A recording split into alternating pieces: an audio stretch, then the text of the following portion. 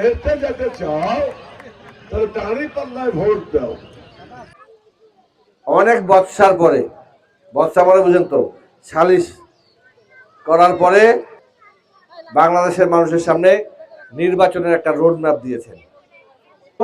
আবার একটা হুজুগ তুলেছেন, গ্রামে গঞ্জে কিন্তু না, গ্রামে গিয়ে ঠিকই দাঁড়িপাল্লার ভোট চাচ্ছেন, আর ঢাকার রাজপথে বলছেন পিয়ার পদ্ধতি ছাড়া আমরা নির্বাচনে যাব না। পিয়ার পদ্ধতি কি দেশের মানুষ জানে? খায় না গায়ে মাখে। আপনারা যারা মা বোনদেরকে বাড়ি বাড়ি পাঠাচ্ছেন, একজনকে বেতন সিস্টেম করে দিয়েছেন, 12,000 টাকা করে মাসে দিচ্ছেন, আর কত টাকা করে তুলাচ্ছেন, তারাও তো যে মা বোনদেরকে বলছে না যে পিয়ার পদ্ধতি কি। তাইলে কি ডাবল স্ট্যান্ড, অর্থাৎ স্ট্যান্ডবাজি করছেন। একদিকে অন্যান্য রাজনৈতিক দলকে সহ ওই প্রশাসনকে বিভ্রান্ত করছেন, অন্যদিকে আপনারা আপনাদের কাজ করছেন। আমাদেরকে তো কেবল সিগন্যাল দিয়েছে ধানের জন্য, আর আপনাদেরকে দাঁড়িপাল্লার জন্য আপনাদেরকে সিলেকশন দিয়ে দিয়েছে আপনাদের দল। শুধু পার্লামেন্ট নয়, ওই উপজেলা, ওই ইউনিয়ন, সব জায়গাতে আপনাদের প্রার্থীরা আছে, আর আপনারা মানুষকে ভিলকে দেখাচ্ছেন যে ওই ঢাকার রাজপথে বলছেন যে আপনারা পিয়ার পদ্ধতি ছাড়া নির্বাচনে যাবেন না। তাই বলি ডাবল স্ট্যান্ড পলিটিক্সটা বাদ দিতে হবে।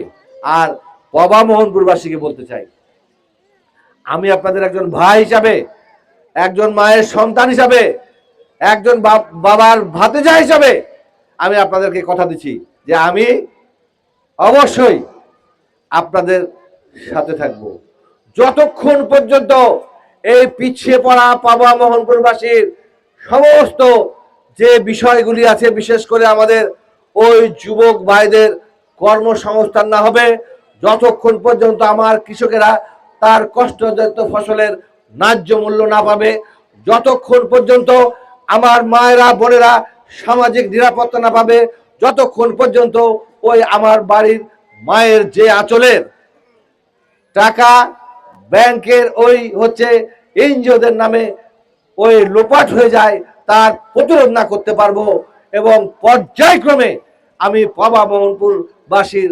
রাস্তাঘাট অবকাঠামো সমস্ত কিছু করতে না পারবো, ততদিন পর্যন্ত আমি নির্বাচন হোক অথবা না হোক, নির্বাচনে জয়লাভ করি অথবা পরাজয় বরণ করি, আমি আপনাদের সাথ ছাড়বো না। এই কথা আপনাদেরকে আমরা দিতে চাই।